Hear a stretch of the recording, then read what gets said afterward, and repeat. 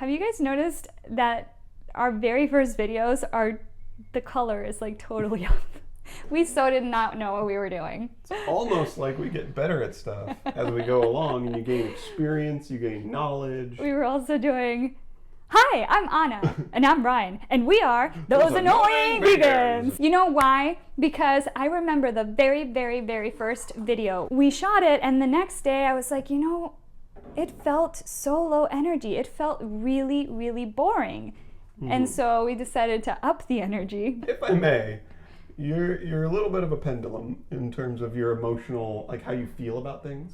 Yes. Because you were like, we recorded it too, like blasé, we need to up the energy. Yeah. And then as our videos have gone along, you're like, we don't need to be so energetic. We just need to be casual with it. And then we're casual with it, and you're like, you know what I miss about our older videos? Is like all the energy. Like we need more energy. That is so true. It's a little bit of a this. I'm trying to find a balance. Maybe it's a reflection of how I'm feeling inside, because I do On that day? Yes. Are you ready? Oh, I'm going sans makeup. Is that all right? Does my face look good? Yeah. All right. Yeah. This is the face that she gets to spend eternity with. I don't know about eternity. Whoa! Life Yeah, life. is not eternity. I mean, So after we I don't know what die, happens you're going to after go we date someone else? what if I'm a lesbian in the next life and you're another woman? I think I'd make an attractive woman. I definitely have the hair for it. Hi guys, I'm Anna. And I'm Brian. And we are Those Annoying Annoying Vegans. Now, you may have heard that Oreo cookies, despite their cream filling, contain no animal products and thus are a go-to junk food for vegans. And it's true, Oreo cookies don't have any dairy and they don't have any eggs, but they do have a little something called palm oil. Now you guys might be wondering, well, what is the deal with palm oil? Why do vegans talk about palm oil when it is not an animal product? That's what we hope to cover in this video. But for now, please enjoy these Oreo-like Halloween-themed sandwich cookies that contain no dairy, no eggs, and certainly no palm oil. And as always, this recipe is delicious, affordable, and easy to make. So let's make it. Let's make it.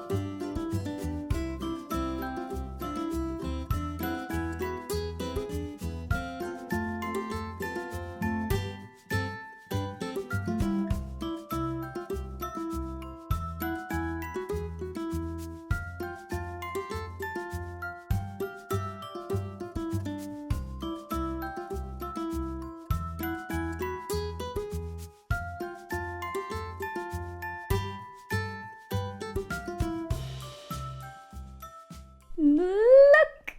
There they are. Yes. Got some pumpkin spice quote unquote Oreos.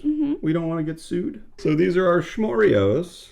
And they don't have any... Our Vigorios. That actually kind of sounds like a Harry Potter villain. Vigorios. Now these are really fun to make. We came up short on the frosting, so double your frosting. Look at this. You can still have your Oreos in milk. And eat them too. These pumpkin ones taste exactly like pumpkin pie. Maybe it's because we used pumpkin pie spice. But all it is cinnamon, ginger, nutmeg, and cloves. We half dipped a couple of them and added sprinkles. You can even fully dunk them and then stick on little eyes. Or you can make pumpkin-shaped ones or ghost-shaped ones. You don't need a mold. We used a glass. You can also just use the vanilla frosting and put it on the chocolate cookies if you just want to make regular Oreos. But I mean, it's Halloween. The thing about these chocolate ones, they have a very, very rich chocolate flavor. And then you got that pumpkin spice frosting in the middle. God, it's good. Yeah, they're pretty good. Nom, nom, nom, nom, nom, nom, nom, nom. So it turns out 50% of our global supply of palm oil comes from one country. That is the country of Indonesia, with some coming from Malaysia and other parts of Southeast Asia. Originally from Africa, it was introduced to Southeast Asia. Palm oil comes from a specific type of palm tree called the oil palm. Makes these big things of fruit, and you can crack them open and get a whole bunch of oil out of them. And one of the things about palm oil is that it's very solid at room temperature. So Kind of like coconut oil. Yeah. So I'm gonna guess that Oreos use it in their cream filling. That's where the palm oil use comes into play. Could be in the cookies too, I don't know. And it's not just in our food, it's everywhere. It's even in pharmaceuticals, it's in industrial supplies, and it's in animal feed. All that being said, why is palm oil a problem? Anna, it's not an animal product.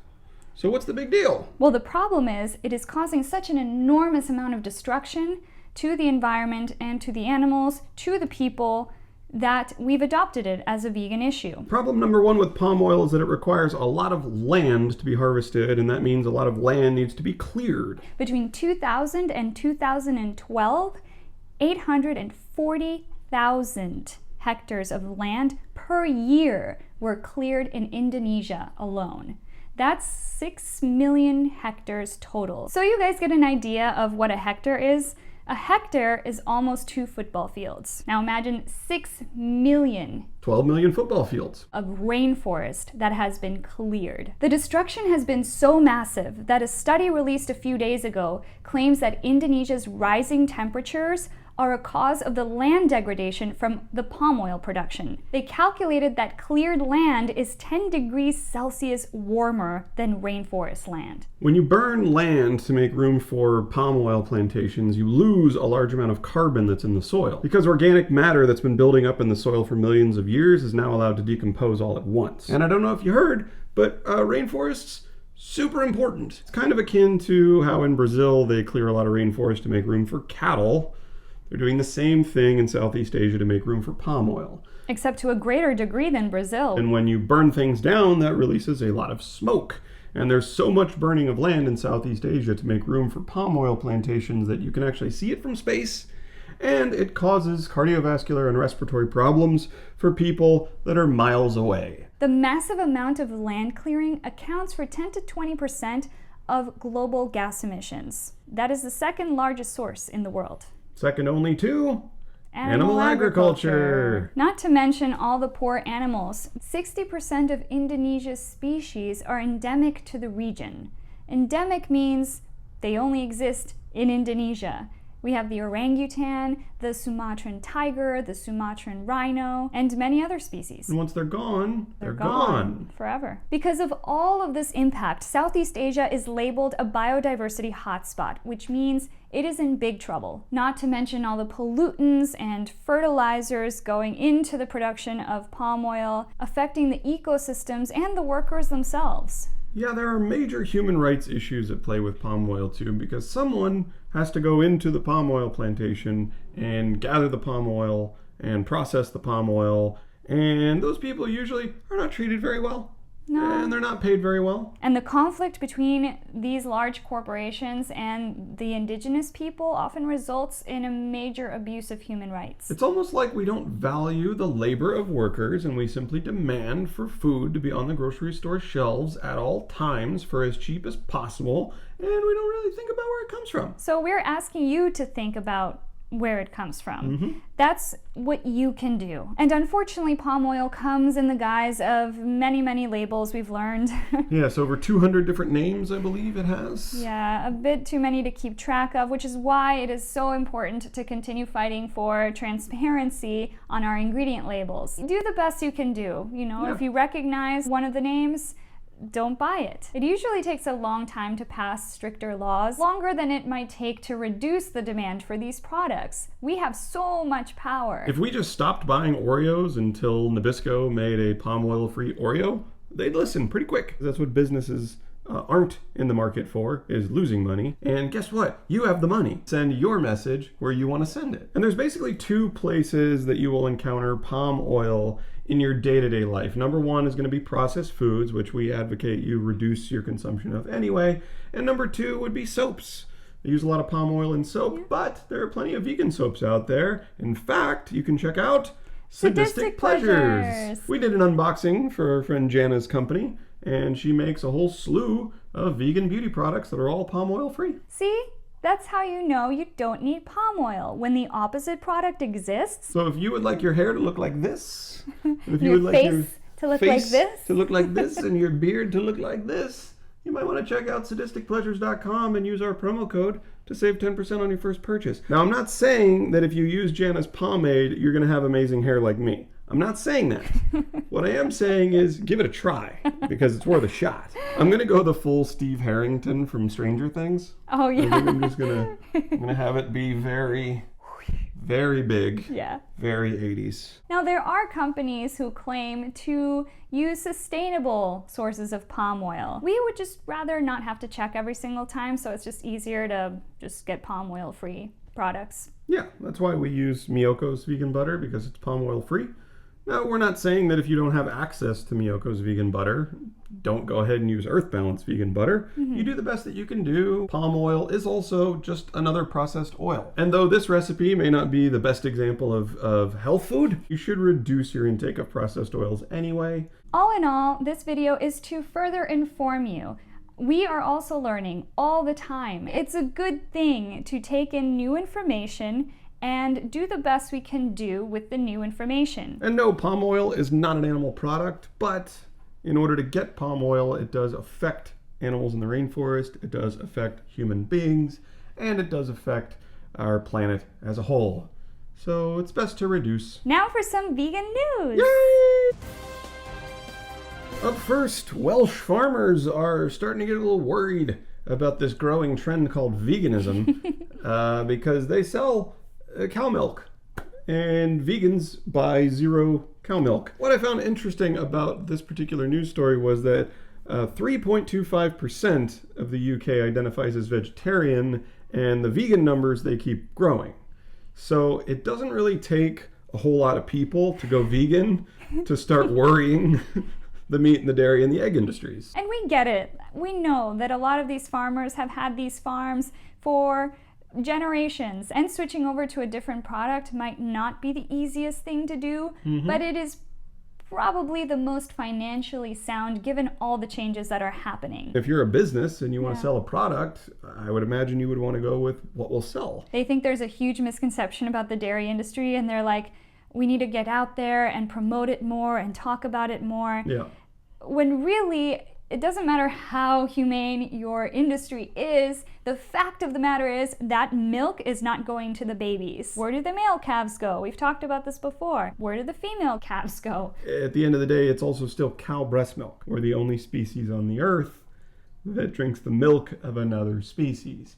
It's weird. Not to mention all the health issues we've talked about before. Next up, Chef James Corwell developed a vegan sushi that will be distributed at select Whole Foods locations in the LA area. Oh, I know someone who lives in LA. Yeah. November 1st. Yeah, he said he makes it with a tomato in place of the would-be fish flesh. Yes, he has a proprietary recipe, although he did disclose that he marinates it in soy sauce and sesame oil and water and sugar, so it comes close to tasting like sushi. He calls it ahimi, which we know ahi means tuna and mi means spirit in Japanese. He has taken the entire sustainability and ocean degradation issue to heart, and he is trying to do something good for the planet. Yes. Let's support that, LA. Next up, Hong Kong is on the hopeful road to veganism. Their numbers are growing. In 2015, Hong Kong consumed the highest amount of meat per capita in the world. But between 2015 and 2020, the vegan market in China is expected to rise 17%. This is thanks in large part to millennials who are really taking the whole saving the environment thing seriously and switching over to veganism. Vegetarianism is tied to Chinese Buddhism, so Hong Kong is not finding it very difficult to transition, as opposed to the Western diet, which is heavily comprised of meat and dairy and eggs. As Dr. Milton Mills says, you haven't seen the face of addiction until you try to take away somebody's fried chicken. That's what goes on over here in good old US of A. It's sad that these countries who used to heavily rely on us as an example for how to be more progressive and more modern are now backing away a little bit. Not only that, but every country that adapts a Western diet, all of a sudden you see a rise in obesity, heart disease, type 2 diabetes, stroke, all of these illnesses that are all related to diet. The good news is that 6% of people in the US identify as vegan. That's 20 million people. It's a 500% surge since 2014. That's according to a report by Global Data. It's all thanks to you guys for spreading the vegan message. Yay! So keep doing it. So guys, if you like this video, please make sure to give us that thumbs up. It really helps us out, lets us know what you guys like to watch. And if you haven't yet, please subscribe and hit the notification bell to make sure you know when we come up with new videos, which isn't always on a Wednesday. So. Halloween falls on a Tuesday. What are you gonna do? And if you like these, you can find them on Etsy. If you want to get one of these shirts, you can click that down below too. If you guys want to see something funny, click that link down in the description. It's something GOT related. And it's something that Anna and I shot when we just started dating. Check it out. Let us know what you think. I remember I was suffering immensely that day because I had just had my tonsillectomy like 2 or 3 days before. Oh yeah. And it was scorching hot in Pasadena, and I remember I was sweating. And it's a memory forever captured on the YouTubes. And as always, we want to say a big thank you to our patrons on Patreon. You guys are the best. Yes. You really help us out, so thank you so much. And if you would like to contribute to our Patreon page, that link is in the description as well. Bye! You're worth it to me. Hey guys, I'm Anna. I'm Anna. And I'm Brian. And we are... Okay. Shh. We haven't had like a giggle blooper in a while.